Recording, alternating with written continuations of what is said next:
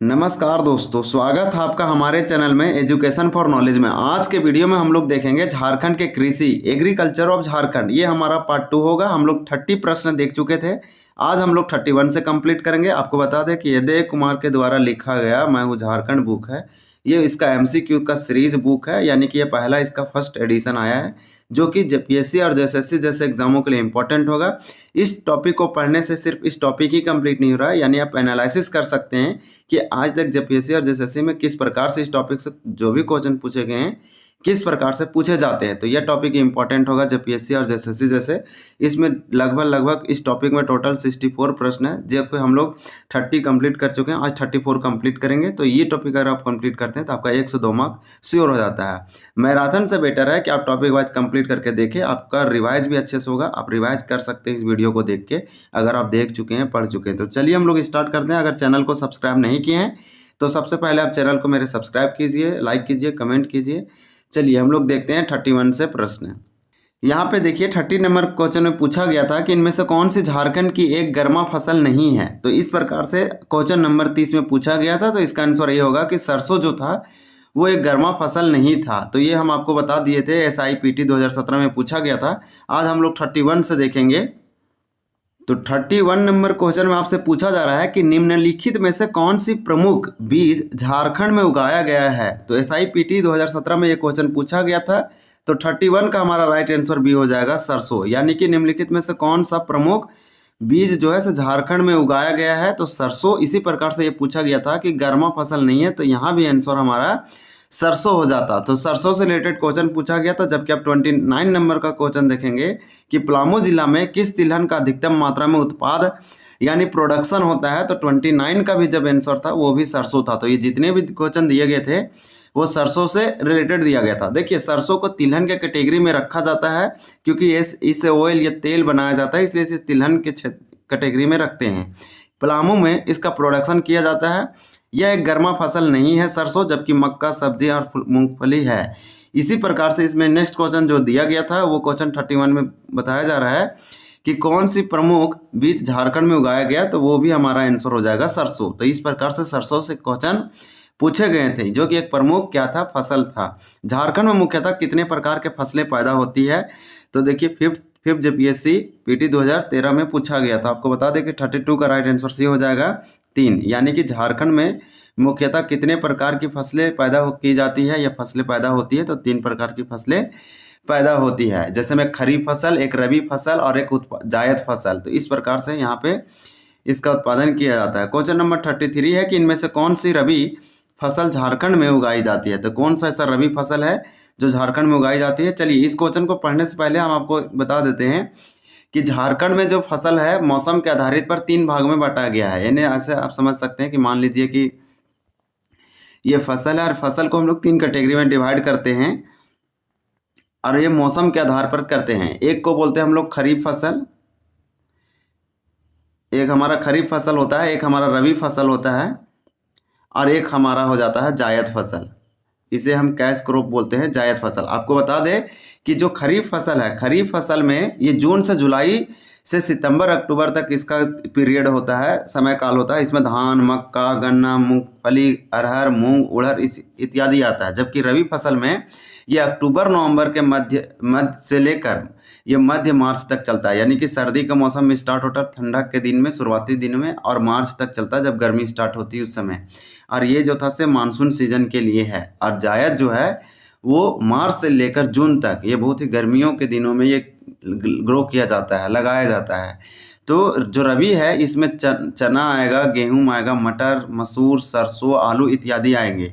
जबकि जायद में ककड़ी, खीरा, सब्जी इस सब थोड़ा थोड़ा आएगा। तो आप यहाँ पे जरूर याद रखें कि जब भी खरीफ पूछा जाए तो इसमें आप धान यानी पेड़ी, व्हीट, मेज इत्यादि को आप रखें। जबकि रबी आपसे पूछा जाएगा तो रबी में ग्राम, व्हीट, मटर, मसूर इत्यादि सब आएगा। तो यही सब क्वेश्चन पूछा जा रहा है कि कौन सी रबी फसल झारखंड में उगाई जाती है। तो रबी फसल के बारे में पूछा जा रहा है कि झारखंड में कौन सा ग्रो किया जाता है। तो चलिए हम लोग आंसर देखते हैं। 3 प्रकार के झारखंड में फसल मुख्यतः ग्रो किया जाता है। यहाँ पे आप देख पा रहे होंगे इस क्वेश्चन को। तो ये क्वेश्चन नंबर हमारा कितना था। तो क्वेश्चन नंबर ये हमारा 33 था।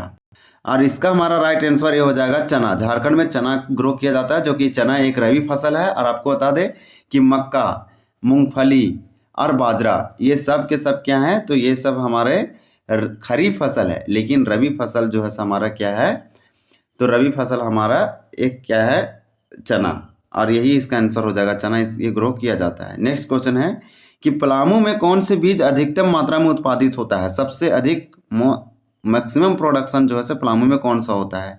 तो 34 का हमारा राइट आंसर क्या हो जाएगा, डी हो जाएगा सरसों। झारखंड में पलामू में, झारखंड के पलामू जिला में ये पूरा कौन सा बीज, किसका जो सीड है या फिर उसका मैक्सिमम प्रोडक्शन होता है, वो तो सरसों है। आप कमेंट करके बता सकते हैं सरसों क्या है। क्या सरसों रबी फसल है, खरीफ फसल है या जायद फसल है। झारखंड में किस फसल का उत्पाद सबसे अधिक है। तो SIPT 2017 में पूछा गया था सबसे अधिक उत्पादन हम लोग किसको करते हैं चतरा में। तो आपको बता दें कि 35 का राइट आंसर हमारा क्या हो जाएगा, सी हो जाएगा आम। आम जो है झारखंड में ये फल है, तो झारखंड में किस फल का उत्पादन सबसे अधिक होता है, तो आम का होता है। तो ये वाला आप जरूर याद रखें। ये नेक्स्ट देखेंगे क्वेश्चन नंबर हम लोग 36 देखेंगे। 36 में देखिए पूछा जा रहा है कि भारत में लाख के उत्पादन में झारखंड का स्थान कौन सा है। लाख से संबंधित क्वेश्चन पूछा जा रहा है, तो इसमें लाख के उत्पादन में झारखंड का स्थान कौन सा है। तो 36 का हमारा राइट आंसर हो जाएगा बी, यानी कि पहला स्थान है भारत में लाख के उत्पादन में झारखंड का। इसी प्रकार से मडुआ किस प्रकार का फसल है, मडुआ किस प्रकार का फसल है, आप कमेंट करके बता सकते हैं। यहाँ पे आपको बता दें कि इसका राइट आंसर क्या हो जाएगा, 36 का हमारा 37 का सी हो जाएगा, जायद फसल है मडुआ। जायद फसल और कौन कौन से हैं, तो ककड़ी, खीरा, सब्जी, ये सब जायद फसल है। और उसी में से मडुआ भी एक जायद फसल है। तो 37 का राइट आंसर हमारा क्या होगा, सी हो जाएगा। नेक्स्ट क्वेश्चन है 38 में दिया गया है कि निम्नलिखित में से कौन सा फसल भारत की प्राचीनतम फसल है। तो 38 का राइट आंसर सी है, जो है भारत की सबसे प्राचीनतम ओल्डेस्ट या एंशियंट क्रॉप है। तो भारत का सबसे एंशियंट क्रॉप कौन सा है, सबसे प्राचीन कौन सा है, जो है। कौन सी झारखंड राज्य की महत्वपूर्ण निर्यात फसल है। निर्यात का मतलब होता है एक्सपोर्ट करना। तो यहाँ पे 39 का हमारा राइट आंसर क्या हो जाएगा, तो 39 का सी हो जाएगा लीची। लीची एक झारखंड की प्रमुख फसल है और इसमें से ये जो है महत्वपूर्ण निर्यात फसल है, यानी कि इसको एक्सपोर्ट किया जाता है दूसरे राज्यों में और दूसरे कंट्री में झारखंड से। तो हमारा राइट आंसर क्या हो जाएगा, सी हो जाएगा। यही पूछा गया था कि झारखंड राज्य की महत्वपूर्ण निर्यात कौन है, तो लीची है। नेक्स्ट क्वेश्चन देखेंगे, 39 हम लोग कंप्लीट किए। 40 नंबर क्वेश्चन देखेंगे। आदिवासी क्षेत्र में खेती मुख्यतः रूप से डैश है। तो देखिए आदिवासी क्षेत्र में SI मेंस में यह क्वेश्चन पूछा गया था। इसका राइट आंसर ये है शुष्क भूमि की खेती। तो आदिवासी क्षेत्र में खेती मुख्य रूप से कैसी है, तो शुष्क भूमि की खेती है। झारखंड में कई जगह हैं जहां पर सीढ़ीदार क्षेत्र है, ताकि क्या हो सके, तो 41 का ये हो जाएगा, बारिश का पानी पूरी तरह से उपयोग किया जाता है, इसलिए झारखंड में कई जगह जो है सीढ़ीदार क्षेत्र हैं। सीढ़ीदार क्षेत्र होने से ये भी फायदा है कि जो मिट्टी का कटाव है, मृदा अपरदन है, वो भी रुकता है। तो बारिश का पानी पूरी तरह से उपयोग किया जा सके, इसलिए सीढ़ीदार है। तो ऐसा ही ये मेंस में पूछा गया था। तो कृषि से संबंधित इस प्रकार से क्वेश्चन पूछे जाते हैं। कृषि में झारखंड का सर्वाधिक विकसित क्षेत्र कौन सा है। तो कृषि में आपसे पूछा जा रहा है कि सबसे डेवलप्ड एरिया कौन सा है, मैक्सिमम या फिर मोस्ट डेवलप्ड एरिया झारखंड में कहाँ पे है, कृषि यानी एग्रीकल्चर ऑफ झारखंड के अकॉर्डिंग। तो 42 का हमारा राइट आंसर डी हो जाएगा, उत्तर पूर्वी सीमांत कृषि प्रदेश। देखिए ये बहुत अच्छा है, यानी कि उत्तर पूर्वी बताया जा रहा है, यानी संथाल वाला रीजन कृषि में, झारखंड में कृषि में सर्वाधिक विकसित क्षेत्र है। यानी संथाल परगना, यानी संथाल आप बोल सकते हैं जो प्रमंडल है, जहाँ पे यहाँ पे साहेबगंज जिला ये सब है, वो सब इम्पोर्टेंट है कृषि के क्षेत्र में। SI मेंस में ये पूछा गया था। झारखंड में फसल का मौसम नहीं है। तो देखिए झारखंड में फसल का मौसम नहीं है, ये पूछा गया है। कौन सा झारखंड में फसल का मौसम नहीं, तो रबी है, खरीफ है और जायद है। गर्मा क्या है, तो 43 का हमारा राइट आंसर डी होगा, जायद नहीं है, गर्मा। ये बताया जा रहा है कि झारखंड में फसल का मौसम नहीं है, तो जायद नहीं है इसका मौसम। तो 43 का राइट आंसर डी होगा। हम लोग 44 देखेंगे। झारखंड में शुष्क क्षेत्र में खेती मुख्यतः रूप से है। तो मुख्य रूप से कौन सी है, तो शुष्क क्षेत्र में खेती मुख्य रूप से है। तो आपको बता दें 44 का राइट आंसर हो जाएगा, सूखी भूमि की खेती है। ये SIPT में पूछा गया था, इस क्वेश्चन रिपीट हो रहा है। इसी प्रकार से क्वेश्चन नंबर 45 दिया गया है कि झारखंड का एकमात्र जिला जिसने 30/9/2009 तक वर्षा की सामान्य औसत सीमा 951 मिलीमीटर या मिमी से थोड़ा अधिक प्राप्त किया हुआ है। तो 7 से 10 जेपीएससी पीटी 2021 में पूछा गया था। 45 का आंसर ये हो जाएगा साहेबगंज। तो साहेबगंज में बारिश थोड़ा अधिक हुआ था, क्योंकि पूछा जा रहा है कि झारखंड का एकमात्र जिला था जिसने 2009 में या फिर 2009 तक वर्षा की सामान्य औसत सीमा से 951 मिलीमीटर से थोड़ा अधिक प्राप्त किया, तो वही साहेबगंज जिला। नेक्स्ट हम लोग देखेंगे क्वेश्चन नंबर 46। नेक्स्ट क्वेश्चन में आपसे पूछा जा रहा है कि झारखंड में खरीफ मार्केटिंग सीजन किस अवधि में चलता है। ये भी 7 से 10 जेपीएससी पीटी में पूछा गया था, यानी खरीफ मार्केटिंग सीजन पूछा गया था कि इसका पीरियड क्या है झारखंड में। तो 46 का आंसर डी होता है, वर्ष की 1 अक्टूबर से अगले वर्ष के 30 सितंबर तक चलता है। तो वर्ष की 1 अक्टूबर से लेकर अगले वर्ष के 30 सितंबर तक, तो ये इसका आंसर राइट आंसर डी होता है। ये अच्छा क्वेश्चन था जो कि जेपीएससी के द्वारा पूछा गया था। जूट की भांति झारखंड राज्य में उत्पादित रेशों को क्या कहा जाता है। तो जूट के भांति झारखंड में जो उत्पादित किया जाता है ये रेशे, इसको क्या कहा जाता है। तो इसे हम बता देते हैं। 47 का राइट आंसर सी हो जाएगा, मेस्टा कहा जाता है झारखंड में। झारखंड भारत में निम्नलिखित में से किस किस्म के रेशम का सबसे बड़ा उत्पादक है। झारखंड में रेशम सबसे अधिक उत्पादन किया जाता है और झारखंड में उत्पादित रेशे को मेस्टा कहा जाता है। और ये देखिए रेशा के कई प्रकार होते हैं, उनमें से किस प्रकार का झारखंड में ग्रो किया जाता है ये पूछा जा रहा है। 48 का आंसर डी हो जाएगा, यानी कि तसर सिल्क। इसे तसर सिल्क कहते हैं या तसर रेशा बोल सकते हैं। यही इसका आंसर है कि झारखंड में सबसे अधिक जो है वो रेशा के तसर सिल्क वाला प्रकार का सबसे अधिक ग्रो किया जा रहा है। देखिए रेशा के इरी सिल्क होता है, तसर सिल्क होता है, मूंगा सिल्क होता है। ये सब सिल्क के कुछ प्रकार हैं। इसमें से पूछा गया था कि झारखंड में कौन सा ऐसा प्रकार है जो सबसे बड़ा उत्पादक है, यानी झारखंड में मैक्सिमम जो सिल्क का प्रोडक्शन किया जाता है रेशा का, वो है तसर सिल्क। और झारखंड तसर सिल्क उत्पादन करने में 60 से 70% से आसपास है। ये पूरे भारत में सबसे अधिक उत्पादन इसका इसी झारखंड के द्वारा किया जाता है। और जूट के भांति रेशा को हम लोग क्या कहते हैं, मेस्टा कहते हैं, यानी सिल्क रेशा। ये सिल्क कीड़ा यानी कि सिल्क वर्म से इसका प्रोडक्शन किया जाता है, खेती किया जाता है। खुट्टी, रांची, धनबाद, साहेबगंज, पूर्वी सिंहभूम में इसका उत्पादन किया जाता है। इसी प्रकार से नेक्स्ट क्वेश्चन है 49, क्योंकि हम लोग 48 कंप्लीट कर चुके हैं। 49 में आपसे पूछा जा रहा है कि झारखंड के कुल भौगोलिक क्षेत्र का कुल कितना प्रतिशत बंजर जमीन के अंतर्गत आता है। यानी झारखंड के कुल भौगोलिक क्षेत्र के कुल कितना प्रतिशत बंजर जमीन के अंतर्गत आता है, ऐसा ही पीटी में पूछा गया था। तो 49 का हमारा राइट आंसर सी हो जाएगा, 7.127% झारखंड में बंजर जमीन है, यानी कि बरेन लैंड है। ये परती लैंड है जो कि इसमें खेती वगैरह नहीं होता, बंजर के रूप में पड़ा हुआ है। झारखंड राज्य को कितने कृषि पारिस्थितिकी क्षेत्रों में विभाजित किया गया है। ये क्वेश्चन को स्टार मार्क लगा लीजिए। ऐसा क्वेश्चन पूछता है तो लोग कंफ्यूज कर जाते हैं। सिंपल पूछा गया है कि झारखंड राज्य को कितने कृषि क्षेत्रों में विभाजित किया गया है। तो 50 का राइट आंसर भी हो जाएगा। 7 कृषि क्षेत्रों में झारखंड को क्या किया गया है, डिवाइड किया गया है या बांटा गया है, या इसका इतने प्रकार के यहाँ पाया जाता है। तो ये वाला आप बात जरूर रखें कि झारखंड के कितने कृषि है। तो झारखंड में कितने कृषि क्षेत्र है, तो हम लोग लेंगे झारखंड के कृषि प्रदेश 7 है। जैसे उत्तरी कोयल घाटी का कृषि प्रदेश और हजारीबाग पठार का कृषि प्रदेश, दामोदर घाटी का कृषि प्रदेश, रांची पठार का कृषि प्रदेश, निचली स्वर्ण रेखा घाटी का कृषि प्रदेश, उत्तरी पूर्वी सीमांत का कृषि प्रदेश। इस प्रकार से टोटल 7 है, ये जरूर याद रखें। तो इसमें हम लोग देखें क्या क्वेश्चन नंबर 50 में कि इसका 7 हो जाएगा। इसी प्रकार से क्वेश्चन दिया गया है 51। झारखंड में नकदी फसल, आप जानते हैं नकदी फसल जिसे जायद फसल या कैश क्रॉप कहते हैं, के लिए प्रयुक्त जोते हुए क्षेत्र का हिस्सा सर्वोत्तम उत्तर का चयन करें। ये पूछा जा रहा है। सिंपल यहाँ पे एक्साइज कांस्टेबल में पूछा गया था ये क्वेश्चन। ये पूछा जा रहा है कि नकदी फसल के लिए प्रयुक्त जोते हुए क्षेत्र का हिस्सा है। तो 51 का राइट आंसर हमारा डी हो जाएगा 5%। 52 में पूछा जा रहा है कि झारखंड के लिए IPCC SRES उत्सर्जन परिदृश्य यह दर्शाता है। तो 7 से 10 जेपीएससी पीटी 2021 में पूछा गया था। तो 52 का हो जाएगा हमारा क्या, तो 52 का आंसर डी हो जाएगा। सर्दियों एवं वर्षा काल के बाद गर्माहट अपेक्षाकृत अधिक होता है। तो सर्दियों और वर्षा काल के बाद गर्माहट अधिक होता है, ये पूछा गया है झारखंड के लिए। तो इसका राइट आंसर 52 का हमारा क्या हो जाएगा, डी हो जाएगा। लेकिन हाँ, ये बुक में कुछ मिस प्रिंटिंग के कारण कुछ का आंसर गलत दे रखा है, यानी कुछ आंसर गलत भी हो सकता है। तो अगर आपको लग रहा है कि ये गलत है, आप कमेंट कीजिए। आपको कमेंट को पिन करेंगे ताकि सभी लोगों को बेनिफिट हो सके।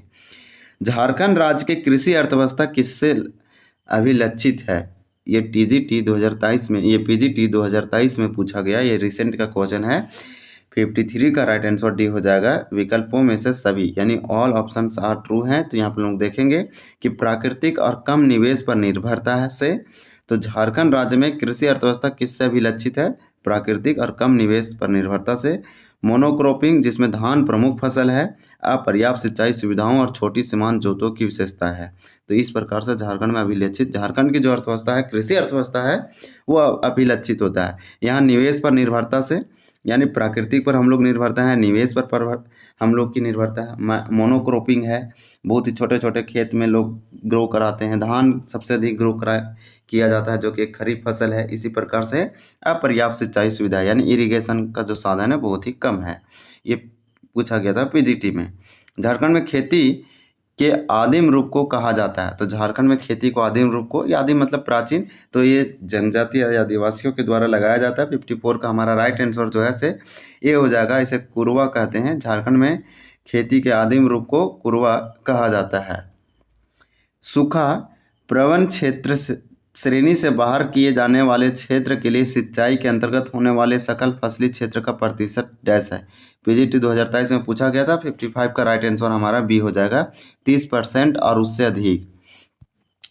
क्वेश्चन नंबर 56 दिया गया कि झारखंड में कुल कितनी फसलें की खेती की जाती है? तो झारखंड में कुल कितने प्रकार की फसलें की जाती है, कितनी फसलों की खेती की जाती है? PGT 2023 में पूछा गया था।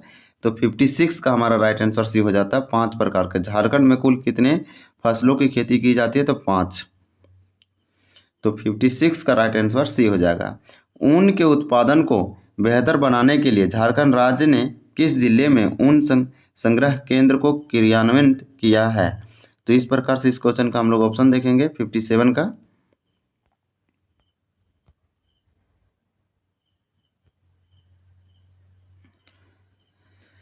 तो 57 का राइट आंसर सी हो जाएगा। पूर्वी सिंहभूम में ऊन संग्रहण केंद्र की स्थापना किया है, सरकार के द्वारा किया गया है। मटन और ऊन की गुणवत्ता और उत्पादन में सुधार के लिए झारखंड राज्य में कहाँ चयनात्मक भेड़ प्रजनन कार्यक्रम लागू किया है? तो PGT 2023 में पूछा गया था। ये सब सरकार जो है एनिमल के द्वारा उद्योग को बढ़ावा दिया जा रहा है पशुपालन करके। देखिए, मटन और ऊन की गुणवत्ता और उत्पादन में सुधार करने के लिए हमें भेड़ प्रजनन कार्यक्रम लागू किया है सरकार ने। चयनात्मक भेड़ प्रजनन कार्यक्रम ये पूछा जा रहा है कहाँ लागू किया गया? PGT 2023 में पूछा गया था। तो ये क्वेश्चन नंबर कौन सा था हम लोग देख लेते हैं। क्वेश्चन नंबर 58 था, और 58 का राइट आंसर भी हो जाएगा। ये चतरा में किया गया है भेड़ प्रजनन कार्यक्रम। क्वेश्चन नंबर 59 है कि झारखंड में अपनी आजीविका के लिए कृषि पर निर्भर ग्रामीण आबादी का प्रतिशत है, यानी परसेंटेज है। PGT 2023 में पूछा गया था। 59 का आंसर डी हो जाएगा। 60% झारखंड में जो है से अपना आजीविका, लाइवलीहुड आजीविका का मतलब होता है कि वो अपने रहने के लिए, अपनी जो बेसिक ज़रूरतें हैं उसको पूरा करने के लिए जिस पे निर्भर है, जिससे उसका आजीविका जीवक का चल रहा है, उसी को आजीविका बोलते हैं, लाइवलीहुड कहते हैं।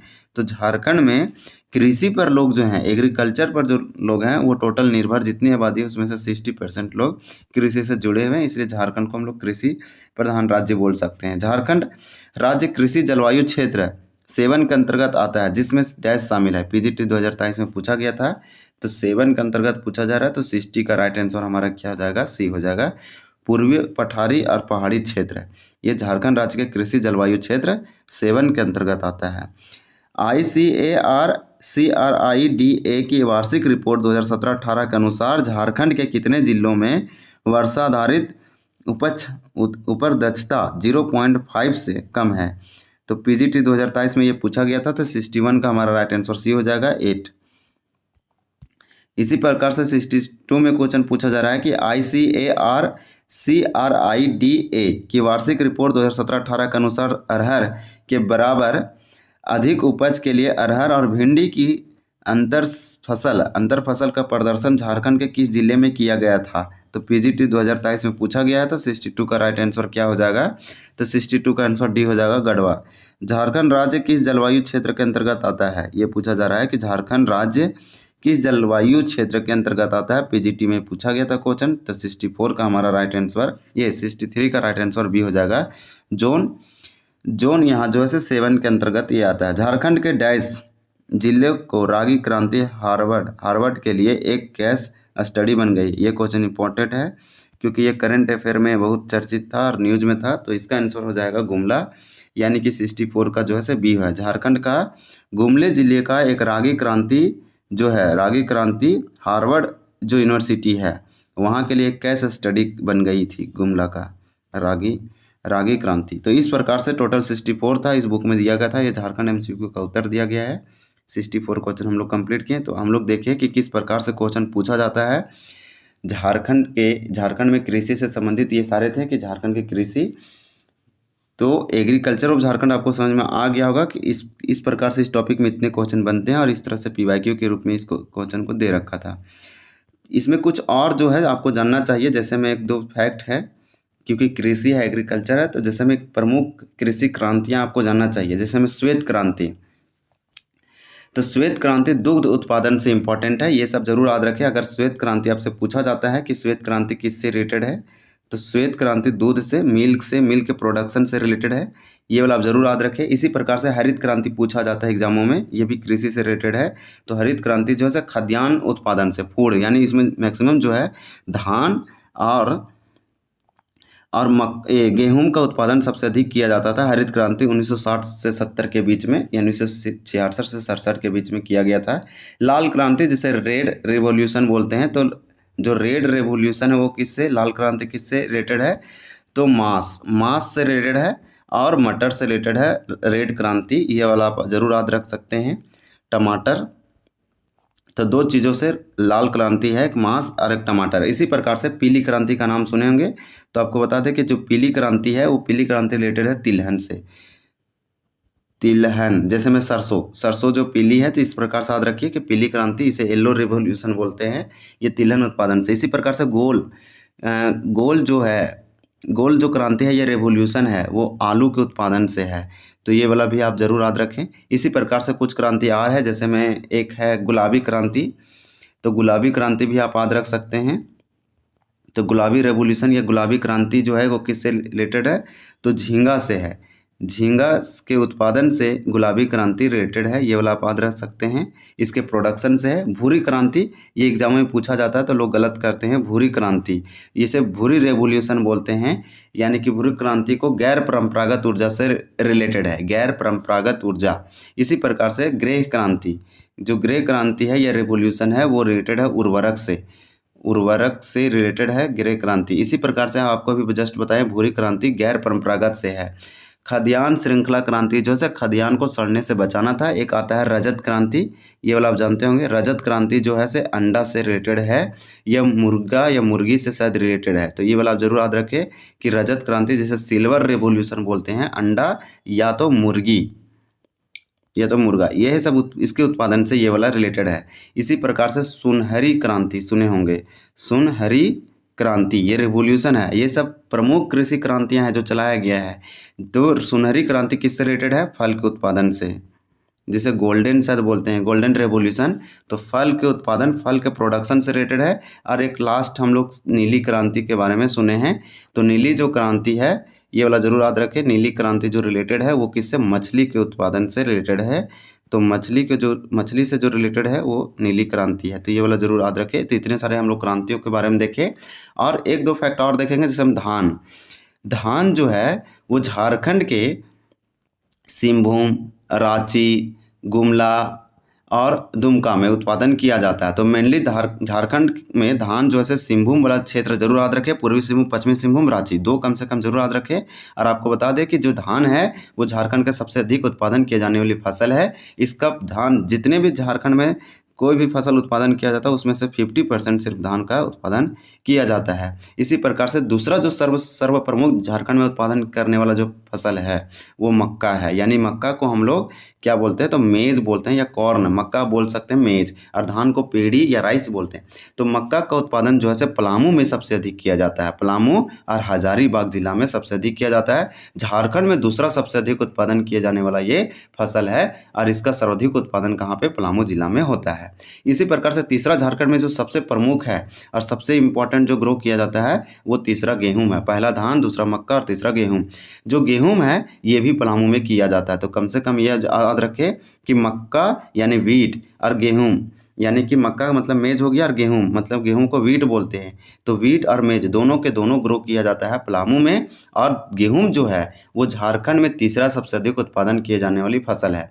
अगर गन्ना का पूछा जाएगा तो गन्ना के बारे में याद रखेंगे कि हजारीबाग में इसका सबसे ज़्यादा किया जाता है, उसके बाद पलामू में। ये झारखंड में एक नकदी फसल है, यानी कि एक नकदी फसल है, कैश क्रॉप है, ये वाला आप जरूर याद रखेंगे।